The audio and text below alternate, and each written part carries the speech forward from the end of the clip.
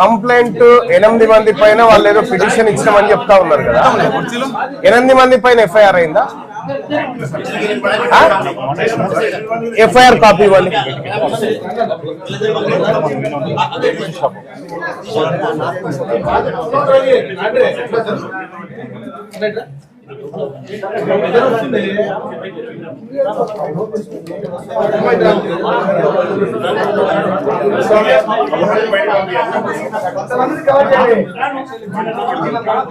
వీళ్ళు ఎంతమంది ఇప్పుడు మీ అదుపులో ఉన్నారు? మిగతా వాళ్ళేరి ఎందుకట్లా? కారణం అంటే వాళ్ళని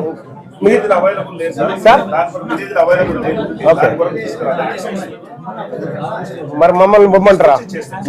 మమ్మల్ని తీసుకురామంటారా? మీరు సరిగా చేస్తే మేము ఎందుకు వస్తాం వీడికి? కాదు, నేనేమంటున్నాను డిఎస్పీ గారు, ఇప్పుడు మిగతా వాళ్ళని పట్టుకొస్తారా లేదా చెప్పండి. మేము వెయిట్ చేస్తాం. ఒకటి మేమేం చెప్తాం, టైం కావాలి. 18 తారీఖు ఇన్సిడెంట్ జరిగింది. 18 తారీఖు ఇన్సిడెంట్ జరిగితే కంప్లైంట్ ఎప్పుడు వచ్చింది? బాధితులు 100కు ఫోన్ చేస్తే బాధితుల మీద ఉల్టా కేసు పెట్టి వాళ్ళ మీద పెట్టలేదా? పెట్టలేదా? చిన్న విషయం, కొంచెం వాస్తవం ఏమేమి జరిగింది. ఒకళ్ళకు తలకు దెబ్బ తగిలింది. ఎవరికి?